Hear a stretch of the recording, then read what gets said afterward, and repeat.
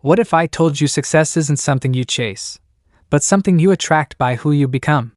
Picture yourself walking into a room, and instead of chasing opportunities, they seem to find you. No noise, no show, no desperate struggle, just quiet, steady progress that turns you into the kind of person success can't ignore. Real power doesn't shout. It moves in silence, shaping the kind of life most people only dream about. Part 1. The seed within. Ethan Cole used to think success was about doing more, working longer hours, chasing every opportunity, staying busy just to feel productive. He woke up each morning with his phone in his hand, scrolling through other people's wins, comparing his behind-the-scenes life to their highlight reels. Every day, he promised himself that tomorrow he'd finally get serious. But tomorrow kept running away. One rainy morning, after yet another night of half-finished plans and half-hearted dreams, Ethan found himself sitting in a quiet cafe downtown. Across the small wooden table sat an old man with silver hair and calm eyes, sipping coffee as if he had all the time in the world. "You look tired," the man said kindly. Ethan gave a weak smile. "Just busy, I guess. Trying to make something of myself." The man nodded slowly. "And how's that working out for you?" Ethan laughed under his breath. "Honestly? Feels like I'm running in circles. Everyone says work harder, grind more, push yourself, but I don't feel like I'm getting anywhere." The old man stirred his coffee and said softly, "You're chasing the wind. Real success doesn't come to those who chase it. It comes to those who prepare for it." Ethan frowned. "Prepare? You mean like planning?" The man smiled. "No, my boy. I mean becoming. Success is like a shadow. It follows you only when you walk in the light of purpose. You don't chase it. You build yourself into the kind of person it wants to follow." Those words hit Ethan deeper than he expected. The old man introduced himself as Mr. Carter, a retired entrepreneur who'd built and sold several companies but spoke nothing of wealth or fame. Instead, he talked about habits, discipline, and the quiet power of self-mastery. "People think they need motivation to succeed," Mr. Carter said. "But motivation is like a spark. It fades. What you need are systems, small, simple habits that move you forward, even when you don't feel like moving." That afternoon, Ethan walked home differently. Something in him shifted. He realized he'd been waiting for the perfect day to start changing his life, some magical morning when he'd feel ready. But that day never came. That night, he opened a new notebook and wrote one line at the top. "Who do I need to become for success to find me?" He thought about everything Mr. Carter had said. About how success wasn't built overnight, how it wasn't loud or dramatic, but quiet and consistent. He decided to rebuild himself, not through big promises, but through tiny, deliberate steps. He started with one rule: start small, grow strong. Instead of trying to change his entire routine, he picked one habit: reading one page every night before bed. Not 10, not 20. Just 1. At first, it felt silly. One page? That couldn't make a difference. But he remembered what Mr. Carter had said. A seed never tries to become a tree overnight. It grows quietly, sending out one small root, then another. Days turned into weeks. Ethan's one page became 2, then 5. Some nights he was tired and barely read a paragraph, but he showed up. Slowly, his mind began to change. His thoughts grew clearer, his goals sharper. Then he added another small habit: one push-up each morning. Just one. It sounded laughable, but he did it anyway. After a week, he did 3. Then 10. Within a month, he was waking up before sunrise, feeling stronger, not just in body, but in discipline.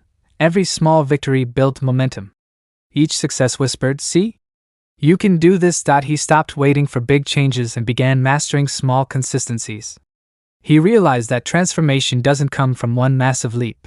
It's born from hundreds of quiet steps in the same direction. One evening, Ethan ran into an old friend who hadn't seen him in months. "You look different," his friend said. "What have you been doing?" Ethan smiled. "Becoming someone success can't ignore." His friend laughed. "So what's your secret? Some new business idea?" "Not yet," Ethan said. "But I'm building the foundation." That night, Ethan sat again with Mr. Carter. "You were right," he said. "Starting small really works. It feels like I'm finally moving forward." Mr. Carter smiled knowingly. Because you stopped chasing results and started building roots. A strong tree doesn't fear the storm because its roots are deep. Keep watering your habits. They'll grow into strength even you won't recognize. As they spoke, Ethan realized something profound. Success wasn't about achieving one big goal. It was about becoming the kind of person who could keep growing, no matter what life brought. That night, he wrote in his journal, "Small habits create big change. I don't chase success anymore. I attract it, through who I'm becoming." He looked at the lamplight flickering across his desk and felt something he hadn't felt in years. Peace. Not excitement, not adrenaline, but calm certainty. He was finally building a foundation that would last. He closed his notebook and smiled. Tomorrow, he'd take another small step. Then another. Because now he understood what few people ever do: success doesn't begin with action. It begins with identity. You don't do things to become successful.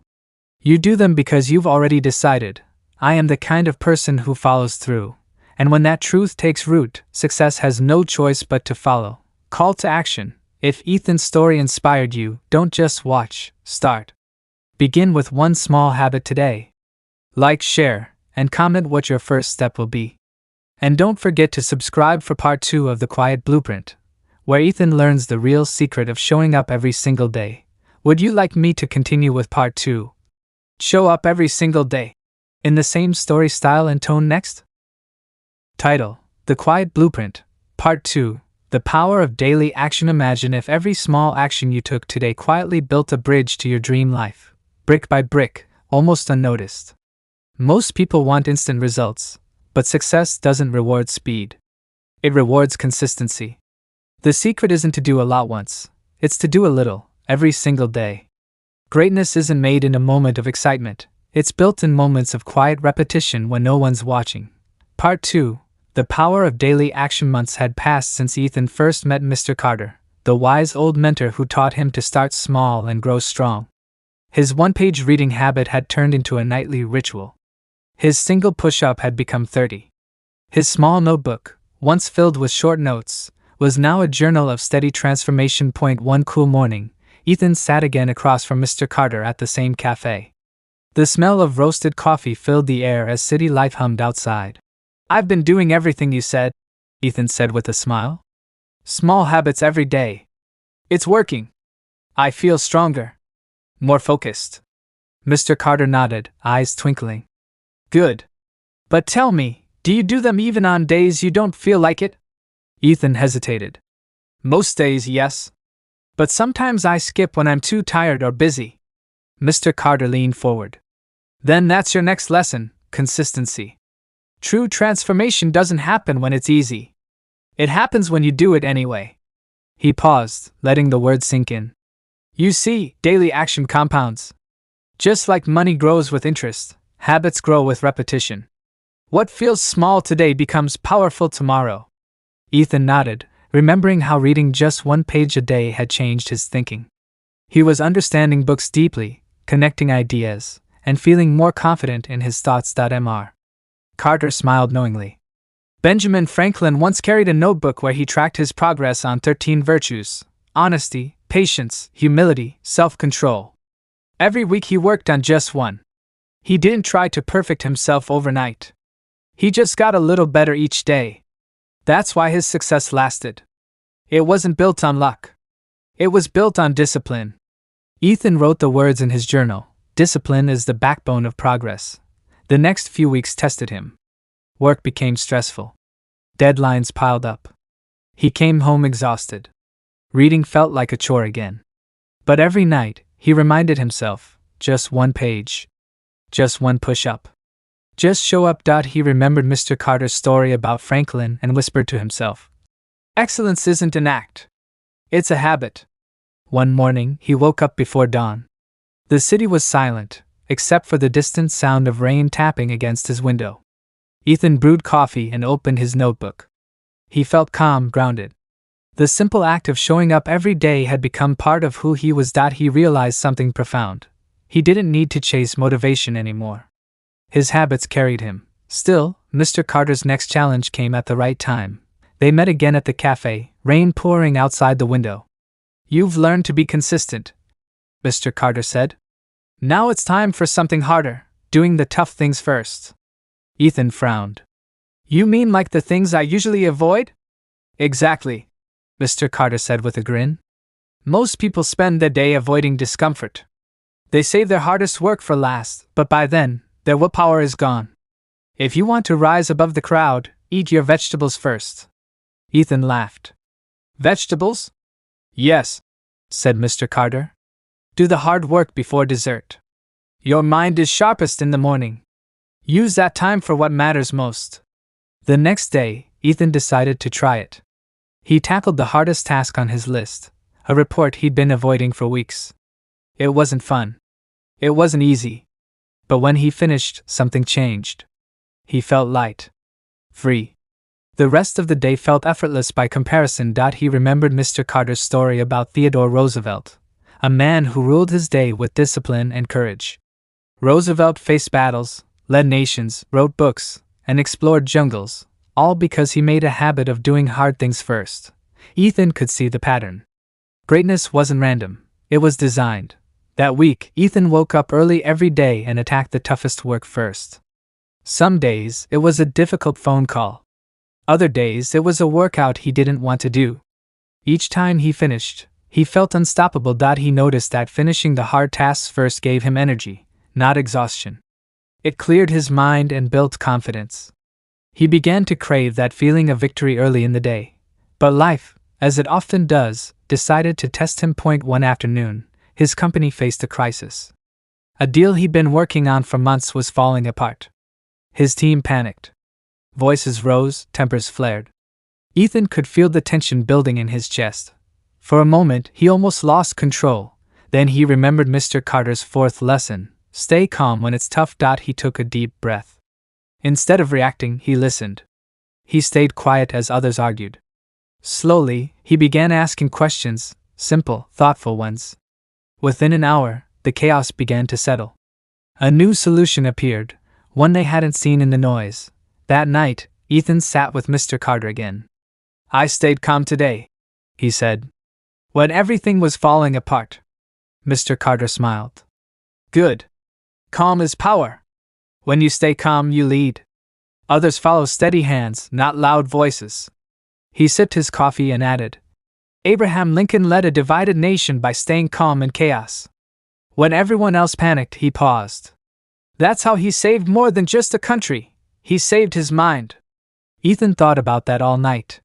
Maybe strength wasn't about force. It was about stillness. In the following days, he practiced calm in small moments.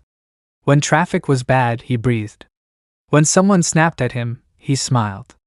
Slowly, calm became his new reflex. His co-workers noticed. His manager trusted him more.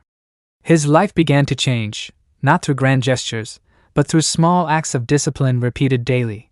Ethan understood now what Napoleon Hill meant when he wrote, Every adversity carries with it the seed of an equal or greater benefit. By staying calm, he was able to find that seed in every challenge. That evening, he wrote in his journal, Daily action builds strength. Consistency builds identity. Calmness builds power. And with every word, he realized success wasn't about speed. It was about rhythm. The rhythm of quiet effort, repeated until it becomes who you are. Call to action. If Ethan's story moved you, remember, your future is hidden in your daily habits. Start small, show up every day, do the hard things first, and stay calm when life tests you.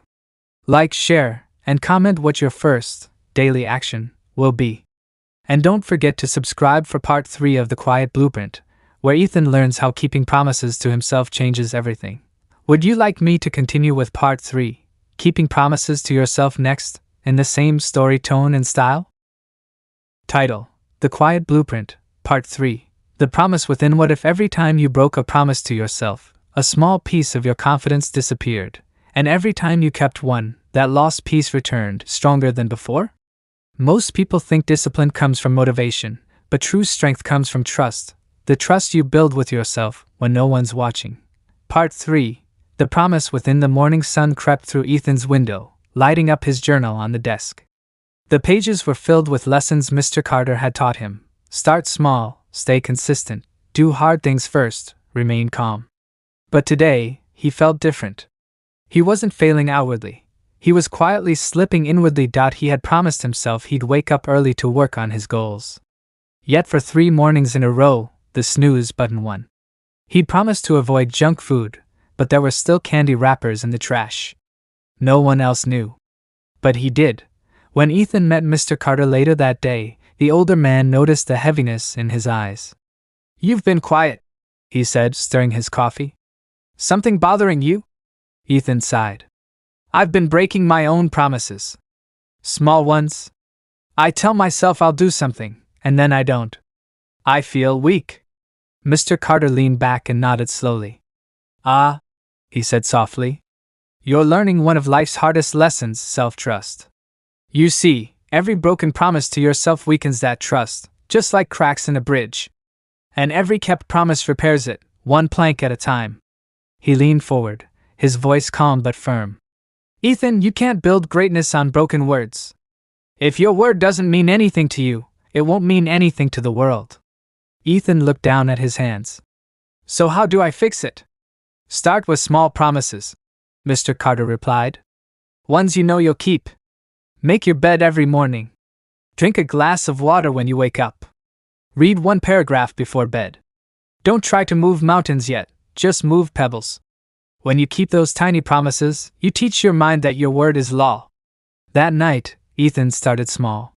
He promised himself he'd write 1 page in his journal before sleeping. It wasn't much, but he did it. The next day, he promised to go for a 10-minute walk. He did that too. Slowly, the confidence returned. He began to notice something. Keeping small promises gave him energy. It was like discovering a secret source of power within himself. Each time he followed through, he felt his mind whisper, "I can count on you again." A week later, Mr. Carter shared a story over coffee. "Do you know what made George Washington a man of such strong character?" Ethan shook his head. As a young man, he made a promise to himself, to always tell the truth, no matter the cost. It sounds simple, but it shaped his entire destiny. Once, he damaged a neighbor's property and could have lied. But he told the truth and paid for it. People started to see him as a man whose word could be trusted. Years later, that same trust made him the leader of an entire nation. Mr. Carter smiled faintly. A man who keeps promises to himself can be trusted to keep them to others. That's real power. Ethan wrote those words down carefully. Real power begins with self-trust. Over the next month, Ethan made a list of small promises. He didn't aim to be perfect, just honest. Each time he wanted to quit early, skip his reading, or make an excuse, he'd hear Mr. Carter's voice. "You're either strengthening your word or weakening it." The more promises he kept, the more unshakable he became. He noticed something interesting too. People around him began trusting him more. His co-workers relied on him. His friends came to him for advice. Without realizing it, his quiet self-discipline was shaping his outer world. One evening, after finishing a long day at work, Ethan met Mr. Carter by the lake. The wind was sharp, and the trees whispered in the twilight. "Mr. Carter," Ethan said, "I think I'm beginning to understand. Every time I do what I say I'll do, even if it's small, I feel stronger. But I still get frustrated about things I can't control. People, situations, even luck." Mr. Carter smiled knowingly. That brings us to your next lesson. Focus on what you can control." He picked up a small stone and threw it into the lake. Ripples spread across the surface. "See that?" he said. "You can't control the ripples once the stone hits the water. But you can control when and how you throw it." Ethan listened quietly as the ripples faded. "Most people waste their energy fighting storms they can't stop." Mr. Carter continued. "They complain about the weather, other people, bad luck. But wise people, like captains in a storm, focus on steering the ship. They can't calm the waves, but they can control their direction." He paused. "You control your effort, your attitude, your choices, and your preparation. That's all. Everything else is noise." That night, Ethan made a list. On one side of a page, he wrote things I can control. On the other, things I can't. The list was eye-opening. He realized how much of his stress came from focusing on the second column, opinions, outcomes, mistakes from the past. He decided to shift his focus entirely. Each day, he asked himself one question: did I control what I could today? In time, this mindset changed his entire attitude. Problems didn't scare him anymore. Setbacks became challenges instead of tragedies. When things went wrong at work, he stayed composed. When people disagreed with him, he didn't waste energy arguing. He focused only on what he could influence. Mr. Carter saw the change and smiled. "You've learned to keep your promises and master your focus," he said. "Now you're ready for the final truth: growth begins where comfort ends." He pointed toward the distant horizon, where the sun was setting. "Ethan, if you always choose the easy path, your life will stay small. Growth demands that you step into discomfort. Every new challenge expands who you are." Ethan remembered how hard it had been to wake up early, to do the difficult tasks first, to stay calm when things went wrong. Yet those were the very moments that shaped him. Mr. Carter shared one last story. "Have you heard of Ernest Shackleton?" he asked. "He led his crew through one of the worst ice disasters in history. Their ship got trapped in the frozen seas of Antarctica for months. Everyone thought they'd die. But Shackleton's calm leadership saved them all. Every single man survived. You know why? Because Shackleton had trained for discomfort his whole life. He chose growth over comfort long before that storm ever came." Ethan sat in silence, feeling the truth settle deep within him. The pattern was clear: self-trust, control, and growth were all connected. Each habit prepared him for the next. As the stars appeared above the lake, he turned to Mr. Carter and said, "I get it now. Real success isn't about chasing results. It's about becoming the kind of person who keeps going, no matter what." Mr. Carter smiled, eyes glinting like the stars. "Exactly. Success doesn't need to be chased. It needs to be aligned. And alignment begins with keeping promises to yourself." Ethan nodded. For the first time in his life, he didn't feel like he was chasing success. He felt like he was becoming it. Call to action. If Ethan's journey inspired you, remember, your future depends on how well you keep your word to yourself. Start small. Keep one promise today. Focus only on what you can control and step willingly into discomfort. Like, share, and comment what promise you'll keep today. And don't forget to subscribe for part 4 of The Quiet Blueprint, where Ethan learns the final lesson that transforms self-discipline into unstoppable momentum. Would you like me to continue with part 4, learning from every mistake in the same storytelling tone and Napoleon Hill inspired style? Hook. On a cold winter morning in 1908, a young man named Samuel Reed sat alone at his kitchen table, staring at a notebook filled with broken promises to himself. Each line was a commitment he had made and failed to keep. Wake up early, read daily, save $1 a day, write in his journal. He sighed, feeling small and defeated. But deep down, he wondered, what if the secret to success wasn't some big breakthrough, but simply learning to keep one small promise at a time? That question would change his life forever. Part 4. The power of keeping promises to yourself. Samuel was like many others. He could keep his word to friends and family, but not to himself. He would agree to help others, never missing a commitment, but when it came to his own goals, he found endless excuses. Tomorrow, he would whisper each night, as if that word could erase guilt. One morning, while walking past the town library, Samuel saw an elderly man writing in a small notebook. Curious, he asked what he was doing. The old man smiled and said, "I'm keeping my promises." Samuel laughed softly. "To who?" the man replied. "To myself. They are the hardest ones to keep, but the most powerful." That sentence struck Samuel like a spark in the dark. The man introduced himself as Mr. Alden, a retired merchant who had started with nothing and built his success from one rule: never break a promise to yourself. He explained that every broken self-promise weakens your belief in your own word. "When you say you'll wake up early and hit snooze instead," Alden said, "you're teaching your mind that your word doesn't matter. When you swear to eat healthy but reach for comfort food, you tell your soul it can't trust you." Samuel listened carefully. He had done those things many times. Alden continued, "But when you say you'll do something, and you do it, you start to build trust with yourself. Confidence isn't born from others believing in you. It's born from you believing in your own word." That night, Samuel couldn't sleep. He thought about how easily he broke his own promises. He decided to test Alden's wisdom. He made a simple promise: To make his bed every morning, no matter what. The next morning, he did it. It felt silly, almost meaningless. But a strange sense of pride filled him. The next day, he did it again. Then again. By the end of the week, that one small act made him feel in control. He began adding more promises. Read 10 pages, drink a glass of water, take a morning walk. Each one seemed small, but they built upon each other like bricks, forming a wall of self-trust. He felt stronger, not because of what he achieved, but because he was keeping his word. Weeks passed, and Samuel began noticing a change in how he carried himself. When challenges came, he didn't hesitate. When he said, "I'll do it," he meant it. That simple consistency gave him power. He remembered something Napoleon Hill once wrote, that self-discipline is the master key to personal power. Hill taught that people who cannot control themselves can never control their destiny. Samuel was beginning to understand. Keeping promises to himself was not about perfection, it was about control. He thought about George Washington, who, as a young man, made a vow to always tell the truth. That single promise shaped his entire life. Even when lying would have made things easier, Washington stayed honest. People trusted him because he trusted himself first. Samuel realized that self-trust was the foundation of leadership, success, and peace.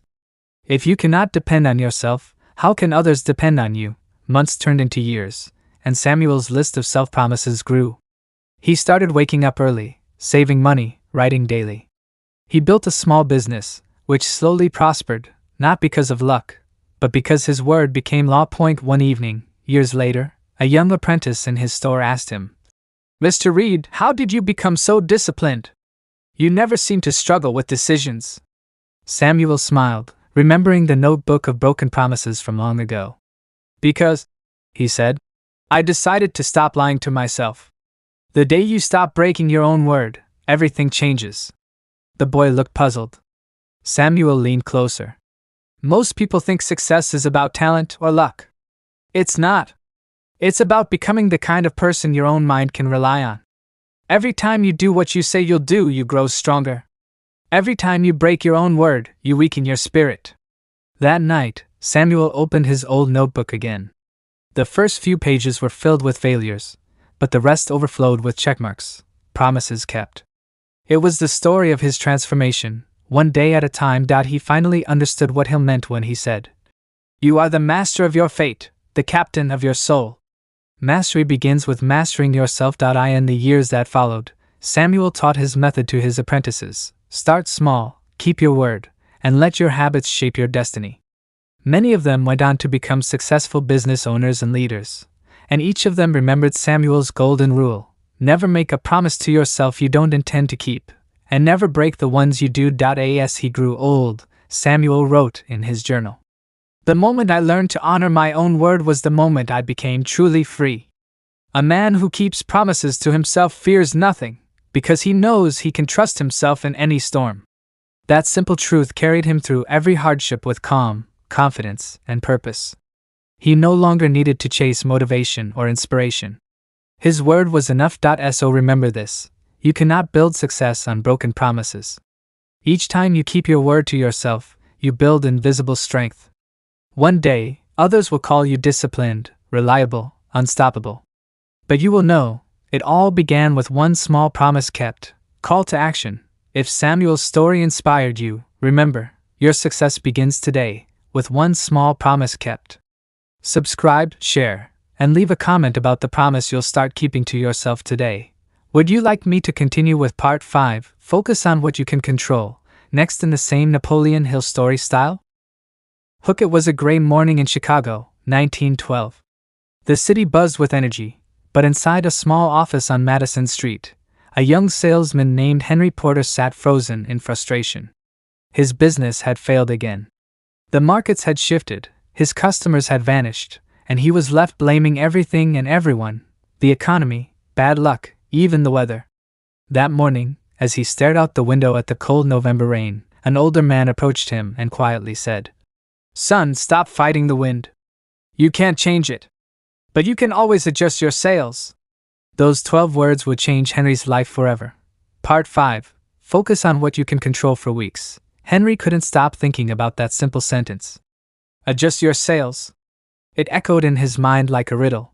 He had spent so much time complaining about things beyond his control that he never realized how much power he already had. One afternoon, he visited the man who had spoken to him, the wise Mr. Cole, an experienced merchant who had lived through financial crashes, wars, and personal losses yet remained calm through it all. Henry found him reading in his quiet shop surrounded by ledgers and journals. "Mr. Cole," Henry began, "how do you stay so calm when everything falls apart?" Cole smiled and said, "Because I only fight the battles I can win. The rest I leave to the wind." Henry frowned. "But what does that mean?" Cole leaned forward and spoke with the clarity of a man who had learned life's hardest lessons. "Most men waste their strength fighting storms they can't control, what others think, what might happen, or what has already passed. They fill their minds with worry and wonder why they feel powerless. You'll never master life that way. You must master yourself first." Those words sounded like something out of a Napoleon Hill book, though Hill himself wouldn't publish Think and Grow Rich until years later. The principle, however, was timeless. Control your thoughts, your actions, your responses, because those are the only things that truly belong to you. That night, Henry sat at his desk and made 2 lists on a piece of paper. On the left side, he wrote, "Things I can control." On the right, "Things I cannot." Under "cannot," he wrote, "The weather, other people's opinions, the economy, luck." Under "can," he wrote, "My effort, my attitude, my preparation, my choices." It was the first time in years he felt clarity. He realized how much of his life he had spent worrying about things he could never influence. He tore the right side of the page off and threw it in the fire. From that day forward, he decided to focus only on what he could control, and that small decision began a transformation. The next morning, he woke up early, not because he felt motivated, but because he had decided to. He greeted customers with kindness instead of frustration. When sales were slow, he studied what he could improve instead of blaming the market. He didn't notice the change right away, but people around him did. His calmness drew others in. Customers trusted him. Friends sought his advice. His business, which had been sinking, slowly began to rise again. One evening, Henry read a passage from Marcus Aurelius, the Roman emperor who had written during times of war and plague. "You have power over your mind, not outside events. Realize this, and you will find strength." It was as if Aurelius was speaking directly to him across centuries. Henry understood now why Mr. Cole always seemed so unshaken. He had mastered this principle long ago. Months passed, and Henry's shop began thriving. When storms came, both literal and financial, he stayed steady, steering through them with calm decisions. His secret wasn't luck or timing. It was focus. One day, a younger salesman approached him in despair. "Mr. Porter," he said, "I keep losing customers. The economy is bad, and I can't get a break. What do you do when everything seems against you?" Henry smiled and handed him a blank sheet of paper. "Draw a line down the middle," he said. "On one side, write what you can control. On the other, what you cannot. Then promise yourself you'll spend all your energy on the first list. The rest, burn it." The young man laughed but did it anyway. Years later, he would credit that moment for changing his entire life. Henry had learned what Napoleon Hill later called the law of control. That successful men direct their minds toward things within their reach and waste nothing on what lies beyond. He also learned that control is not about rigidity, it's about clarity. When you focus on your effort, your choices, your mindset, you become untouchable. Even when life throws chaos at you, you can remain calm. He would often tell his apprentices a story about a ship captain caught in a violent storm. "A wise captain doesn't curse the wind," Henry would say. "He studies it, adjusts his sails, and keeps moving forward. The storm doesn't destroy him, it sharpens him." Over the years, people began to notice Henry's calm nature. When others panicked, he planned. When they complained, he acted.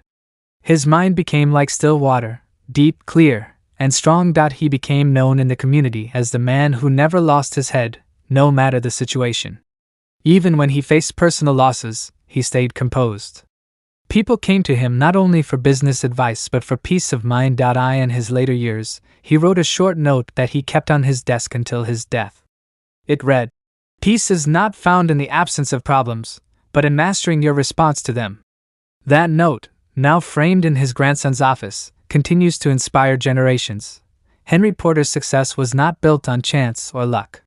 It was built on discipline, on focusing only on what he could control. His attitude turned obstacles into opportunities. His calmness turned chaos into clarity. So when life throws its storms your way, and it surely will, remember Henry's story. Don't fight the wind. Adjust your sails. Your power lies not in controlling the storm, but in mastering yourself within it. Call to action. If Henry's story spoke to you, remember this: your focus decides your future. Spend your energy only on what you can control, and your life will begin to change. Subscribe, share, and comment what part of your life you'll start taking control of today. Would you like me to continue with part 6, Choose Growth Over Comfort, next in the same Napoleon Hill story tone? The room was silent except for the ticking of an old clock. Michael Hayes sat at his desk, staring at a letter that had just arrived, a rejection from yet another company. It was his 7th in 2 months. The words blurred as he read them again and again.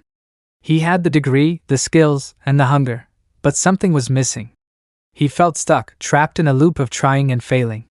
That night, as he walked through the empty streets of Boston, he saw a sign in a bookstore window that caught his eye.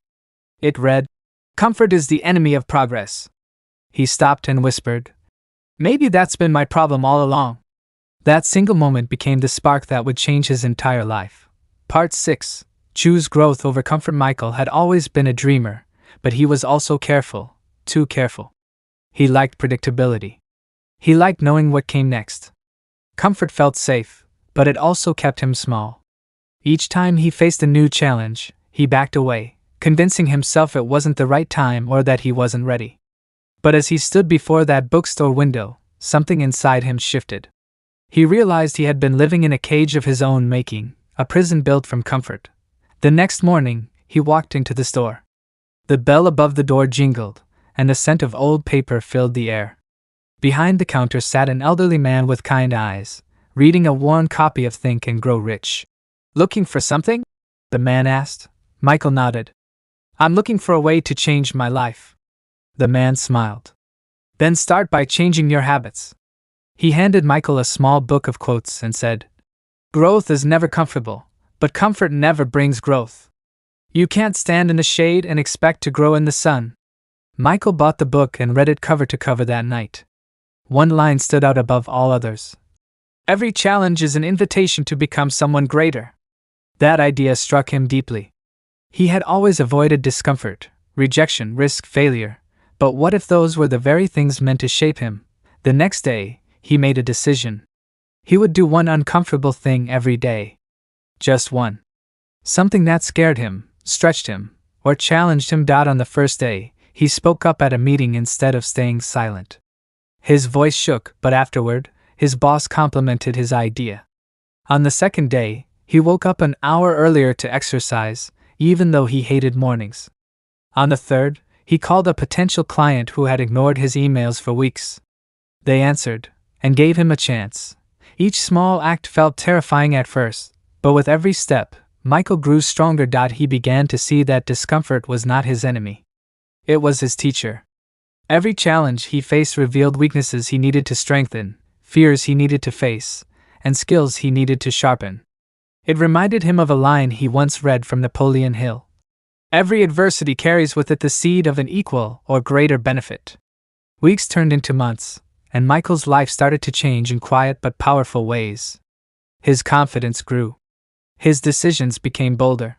He no longer waited for perfect conditions, he created them. But growth never comes without tests. One morning, Michael received a phone call that his company was downsizing. His name was on the list. For a moment, fear gripped him. Old habits whispered, "Find something safe. Go back to what you know." But he caught himself and remembered the lesson. Comfort had never helped him grow. So instead of rushing into another job, he decided to build something of his own. He started small, offering freelance marketing services from his kitchen table.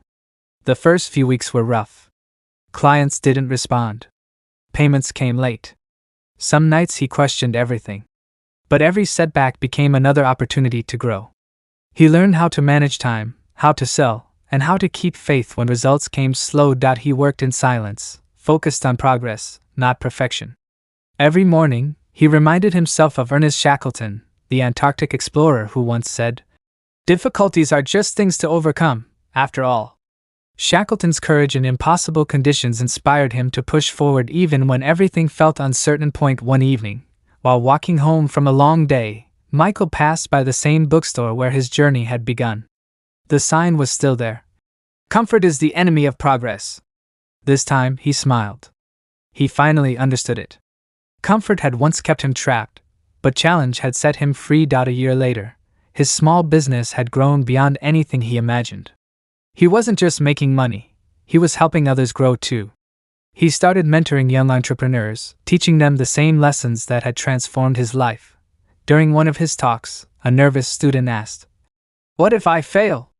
Michael smiled and said, "Then you'll learn faster than everyone else who never tried. Failure isn't the opposite of success, it's part of it. You can't climb without slipping, and you can't grow without stretching." He paused for a moment, remembering his own journey. "You must decide which pain you prefer, the pain of discipline or the pain of regret. One leads to growth, the other keeps you stuck." From that day forward, the student began his own daily challenge routine, and soon, he too began to grow. Michael often reflected on the path that had brought him there. He realized that success isn't about talent or luck, it's about who you become when you step beyond what's comfortable. Growth demands courage, patience, and faith. It requires trusting that discomfort is not punishment, it's preparation. He once wrote in his journal, "Comfort whispers lies. It tells you you're fine where you are. Growth tells you the truth, that you're meant for more." Years later, when people asked Michael how he built such a fulfilling life, he would simply say, "I stopped chasing comfort and started chasing growth." He knew now that greatness isn't found in moments of ease. It's built in the quiet struggle, the late nights, the small daily acts of courage. True success is born when you keep moving forward, even when it hurts, even when no one's watching. The final truth, as Napoleon Hill often reminded his readers, is this: success does not come to those who wait for perfect conditions. It comes to those who create the conditions through consistent effort, disciplined habits, and the courage to grow through discomfort. Michael's story is a reminder that your future self is waiting beyond your comfort zone. Every time you step toward challenge, you move closer to becoming the person you were meant to be. So step forward. Choose growth. Let discomfort refine you, not define you. Because when you grow beyond comfort, you don't just change your circumstances, you change your destiny. Call to action. If this story inspired you, remember, growth begins where comfort ends. Don't wait for the right moment. Start today. Subscribe, share, and comment what step you'll take this week to grow beyond your comfort zone.